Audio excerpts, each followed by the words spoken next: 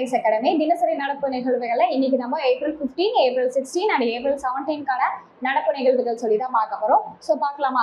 So first important dates என்னன்னு சொல்லி பார்க்கலாம். என்ன கொடுத்துருக்காங்க? வேர்ல்டு ஆர்ட் டே அப்படிங்கிறது. ஸோ ஒரு வருஷமும் ஏப்ரல் 15 என்ன டேவா நம்ம அனுசரிக்கிறோம் அப்படின்னா வேர்ல்டு ஆர்ட் டேவா நம்ம வந்து அனுசரிக்கிறோம். ஸோ செகண்ட் இம்பார்ட்டன்டான day national orchid day. So April 16 அப்போ நம்ம என்ன அனுசரிக்கிறோம் அப்படின்னா நேஷனல் ஆர்ச்சிட் டே அப்படிங்கிறத நம்ம அனுசரிக்கிறோம். மூன்றாவது இம்பார்ட்டன்டான டே எதுன்னு பார்த்தீங்கன்னா நேஷனல் ஐஃபை டே அப்படிங்கிறத நம்ம ஒரு வருஷமும் ஏப்ரல் 17 அப்போ நம்ம என்ன பண்றோம் அப்படின்னா அனுசரிக்கிறோம். Next important day world haemophilia day அப்படிங்கிற டே வந்து நம்ம அனுசரிக்கிறோம். ஸோ ஒரு வருஷமும் ஏப்ரல் 17ஆம் தேதி வேர்ல்டு ஹீமோஃபிலியா டே அனுசரிக்கப்படுது.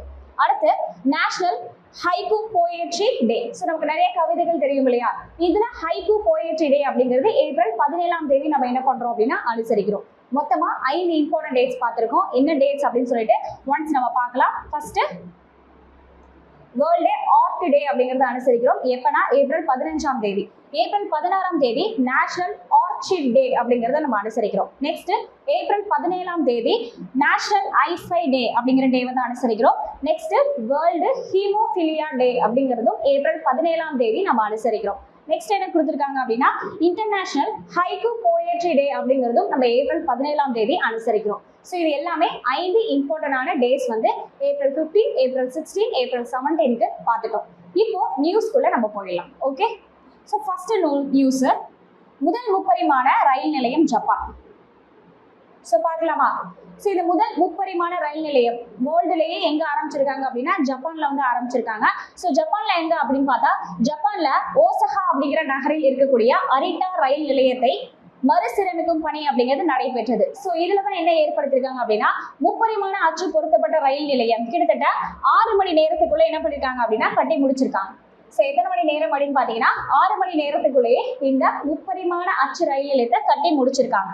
இந்த முப்பரிமாண அச்சிடப்பட்ட உலகின் முதல் ரயில் நிலையம் அப்படின்னு சொல்லி இது ரொம்ப பெருமையாக அழைக்கப்படுது. அதே சமயம் இது நிலநடுக்கத்தையும் தாங்கும் திறன் கொண்டதாக இதை கட்டியிருக்காங்க. ஸோ இதை சொன்னது யாருன்னு பார்த்தீங்கன்னா ஜப்பானோட வீட்டு வசதி நிறுவனம் மற்றும் செரண்டிக்ஸ் அப்படிங்கிற நிறுவனம் என்ன பண்ணியிருக்காங்கன்னா தெரிவிச்சிருக்காங்க. ஸோ அப்போ முதல் முப்பரிமாண ரயில் நிறுவனம் எங்க ஆரம்பிச்சிருக்காங்கன்னா ஜப்பான்ல வந்து ஆரம்பிச்சிருக்காங்க. அது என்ன ரயில் நிலையம் பாத்தீங்க அப்படின்னா அரிட்டா அப்படிங்கிற ரயில் நிலையம். ஓகே, இது நிலநடுக்கத்தையும் தாங்கும் வல்லமை கொண்டதாக படைச்சிருக்காங்க. எத்தனை மணி நேரத்துக்குள்ள இதை ரெடி பண்ணிருக்காங்க அப்படின்னா வித்தின் 6 ஹவர்க்குள்ள இதை ரெடி பண்ணிருக்காங்க. ஓகே, ஸோ அடுத்த நியூஸ். ஸோ இது எப்போ பயன்பாட்டுக்கு வரும்னு சொல்லியிருக்காங்க? வருகிற ஜூலை மாதம் இது பொதுமக்களோட பயன்பாட்டுக்கு வர இருக்குன்னு சொல்லியிருக்காங்க. அடுத்த நியூஸ் தமிழ்நாட்டில் மீன்பிடி தடைக்காலம் அமல்படுத்தப்பட்டுள்ளது.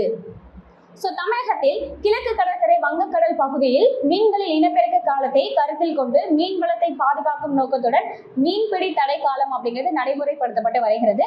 ஸோ ஏப்ரல் மற்றும் மே மாதங்களில் ஆழ்கடலில் மீன்கள் முட்டையிட்டு குஞ்சு பொறித்து இனப்பெருக்கம் செய்யும் காலம். ஸோ இதனால் கன்னியாகுமரி முதல் திருவள்ளூர் மாவட்டம் வரையிலான பகுதிகளில் வருகிற ஏப்ரல் 15ஆம் தேதி முதல் ஜூன் 14ஆம் தேதி வரைக்கும் 61 நாட்கள் என்ன பண்ணியிருக்காங்க அப்படின்னா விசை படகுகள் அப்படிங்கிறது கடலுக்குள்ள செல்லக்கூடாதுன்னு சொல்லியிருக்காங்க. மீறி யாராவது கடலுக்குள்ள போனாங்க அப்படின்னா கடல் மீன்பிடி ஒழுங்குபடுத்தும் சட்டம் 1983 அந்த ஆக்ட் படி அவங்களுக்கு சிறை தண்டனை அப்படிங்கிறது வழங்கப்படும். ஸோ இதுல இருக்கக்கூடிய மீனவர்களுக்கு நிவாரண தொகையாக தமிழ்நாடு அரசு அவர்களுக்கு 8000 ரூபாய் அப்படிங்கிறதும் கொடுத்துருக்காங்க. ஸோ நல்லா புரிஞ்சுக்கோங்க. தமிழ்நாட்டில் பார்த்தோம் அப்படின்னா ஒரு வருஷமும் ஏப்ரல்ல இருந்து மே மாசம் மீன்களோட இனப்பெருக்கத்தோட காலம். ஸோ அந்த மீன்களோட இனப்பெருக்கத்தை இன்க்ரீஸ் பண்ணணுங்கிறதுக்காக தமிழ்நாடு அரசு ஏப்ரல் மாதத்துல இருந்து ஜூன் மாதம் வரைக்கும் என்ன பண்றாங்க அப்படின்னா ஆழ்கடல்ல மீன் பிடிக்கிறதுக்காக தடைகளை வந்து அமைச்சிருக்காங்க. ஸோ நார்மல் படகை வச்சு நம்ம போயிட்டு என்ன பண்ணலாம்னா மீன் பிடிக்கலாம். ஆனா விசை படகுகள்லாம் வச்சு நம்ம என்ன பண்ணக்கூடாது அப்படின்னா மீன் பிடிக்க கூடாது. ஸோ மீனவர்களோட வாழ்வாதாரம் பாதிக்கிறதுக்காக தலா மீனவர்களுக்கு ரூபாய் 8000 நிவாரண தொகையாக யார் கொடுக்குறாங்கன்னா தமிழ்நாடு அரசு கொடுக்குறாங்க. இதை மீறியும் விசை படகுகள் கொண்டு யாராவது ஆழ்கடல்ல மீன் பிடிக்க போறாங்க அப்படின்னா கண்டிப்பா கடல் மீன்பிடி சட்டம் 1983 ஆக்ட் படி அவங்களுக்கு சிறை தண்டனை அப்படிங்கிறது விதிக்கப்படும். ஸோ நெக்ஸ்ட் நியூஸ்குள்ள போலாம். ஸோ ஒலிம்பிக் சாம்பியன் லூகாஸ் புதிய உலக சாதனை. ஸோ ஸ்விப் ஓபன் சர்வதேச நீச்சல் போட்டி ஸ்வீடன் தலைநகர் ஸ்டாக்ஹோம்ல நடந்து வருகிறது. இதில் ஆண்களுக்கான 400 மீட்டர் பந்தயத்தில் ஜெர்மனி வீரர் லூகாஸ் மார்டென்ஸ் 3 நிமிடம் 39.96 வினாடியில் இலக்கை கடந்து புதிய உலக சாதனை படைச்சிருக்காரு. ஸோ நல்லா பாருங்க, ஸ்விஸ் ஓப்பன் சர்வதேச நீச்சல் போட்டி எங்க நடக்குது அப்படிங்கிறது முதல்ல தெரியணும். ஸ்டாக்ஹோம்ல நடக்குது. ஸோ இதுல ஜெர்மனியை சேர்ந்த லூகாஸ் என்கிற வீரர் என்ன பண்ணிருக்காரு அப்படின்னா புதிய உலக சாதனை படைச்சிருக்காரு. கிட்டத்தட்ட 400 மீட்டரை 3 மணி நேரத்திலையும் 39.96 வினாடியில என்ன பண்ணிருக்காரு அப்படின்னா கடந்திருக்காரு. இதுக்கு முன்னாடியும் சாதனை படைச்சது இவர் தான். இப்போ இவரோட சாதனையை இவர் திரும்பி முறியடிச்சு திரும்பி ஒரு உலக சாதனையை இவர் படைச்சிருக்காரு. So next important news, Monte Carlo Masters சர்வதேச டென்னிஸ் போட்டி மொனாக்கோல நடைபெற்று வருகிறது.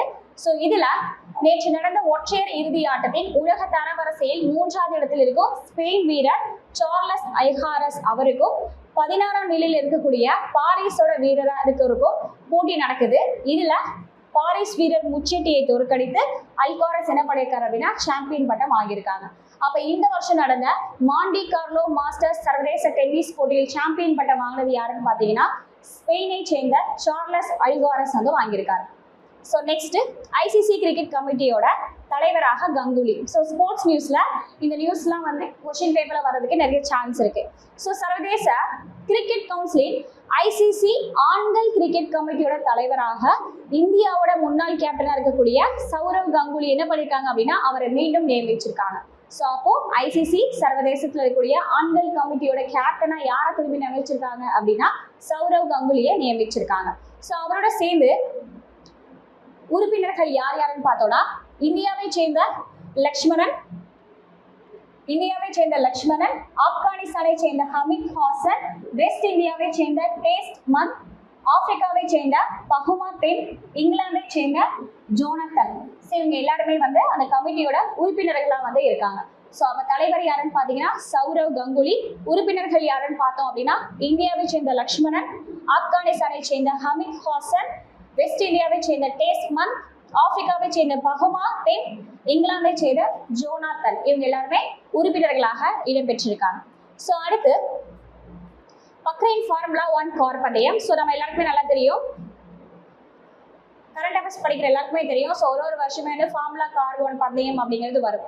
கிட்டத்தட்ட அதுக்கு மொத்தமாக 24 சுற்றுகள் அப்படின்னு சொல்லிட்டு இருக்கும். இப்போ இதோட 4வது சுற்று தான் நடைபெறுகிறது. ஸோ இந்த 4வது சுற்றுல யார் வின் பண்ணியிருக்கா அப்படிங்கிறத நம்ம பார்க்க போறோம்.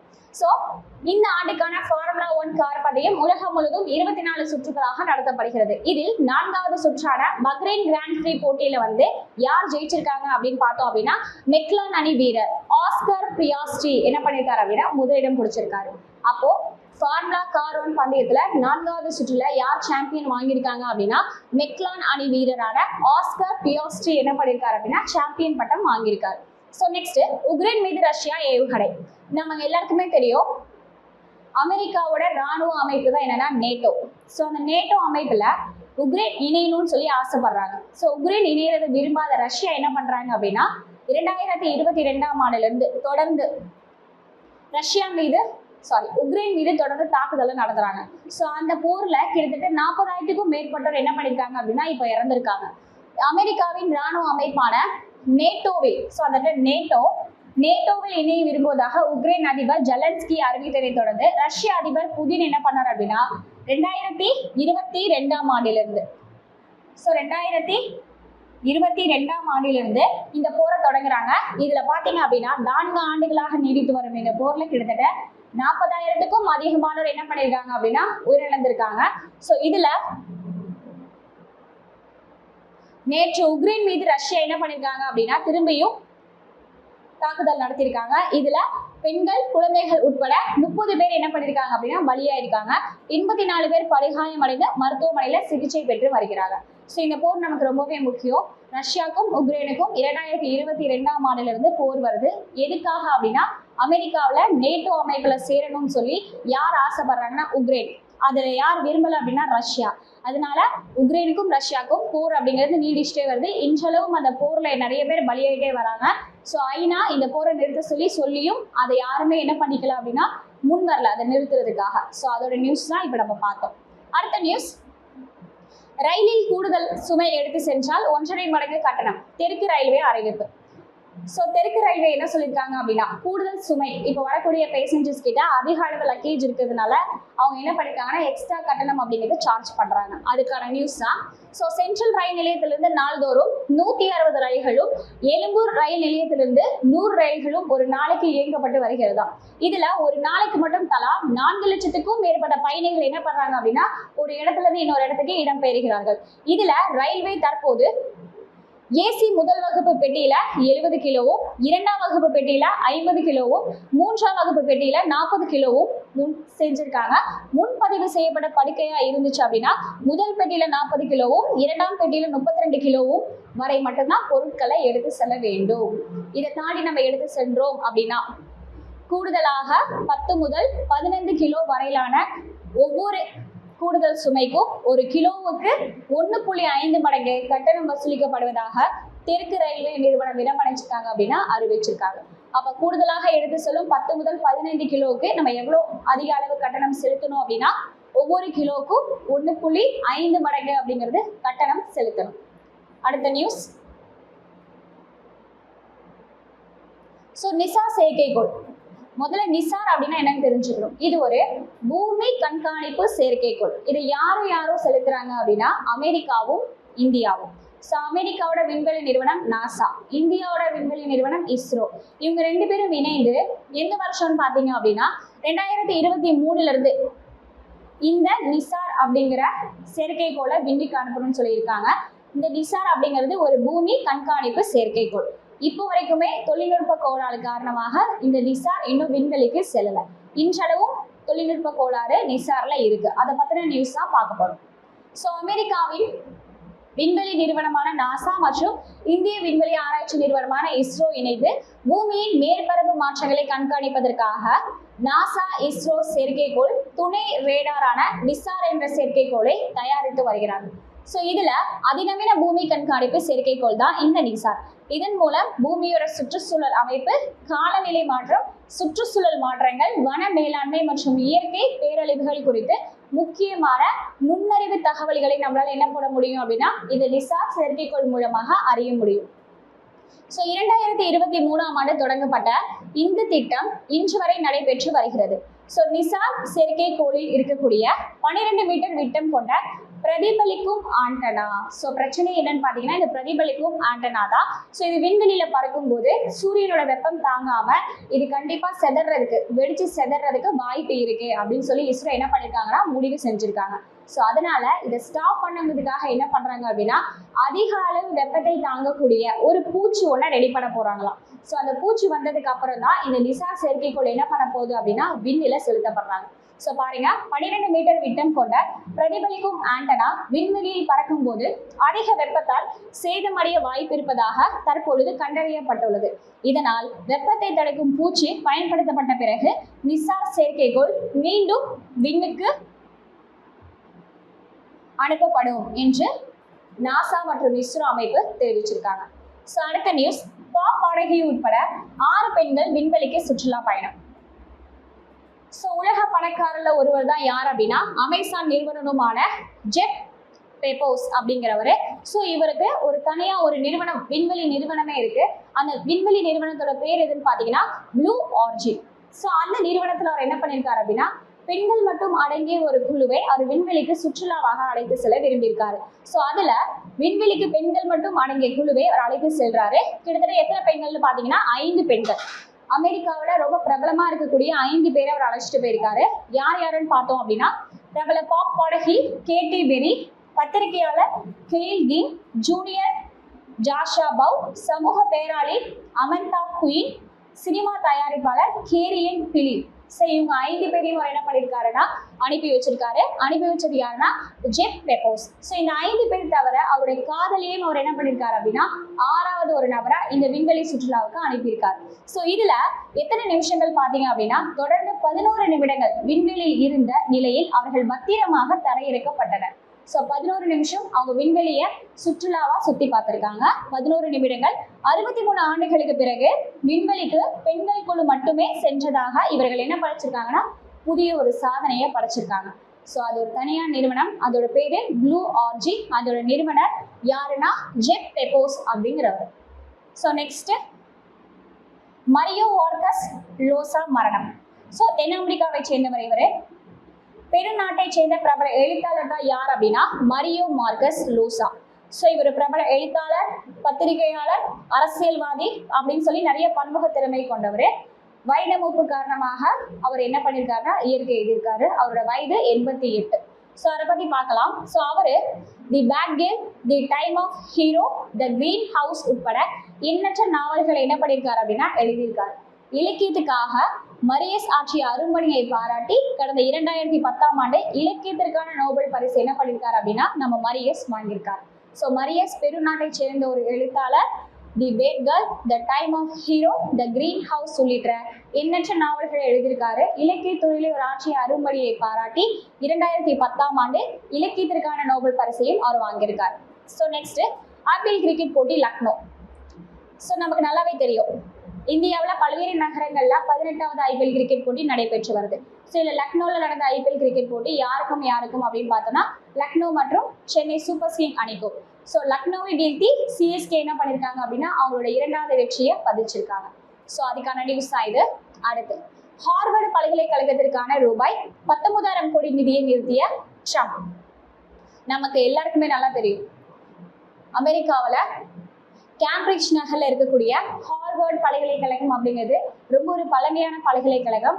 உலக அளவில் ரொம்பவே ஒரு பெயர் போன பல்கலைக்கழகம். ஸோ அந்த பல்கலைக்கழகத்துக்கு வருஷம் கொடுக்க வேண்டிய நிதியை என்ன பண்ணியிருக்காருன்னா ட்ரம்ப் அவர்கள் தற்போது நிறுத்தி வச்சிருக்காரு.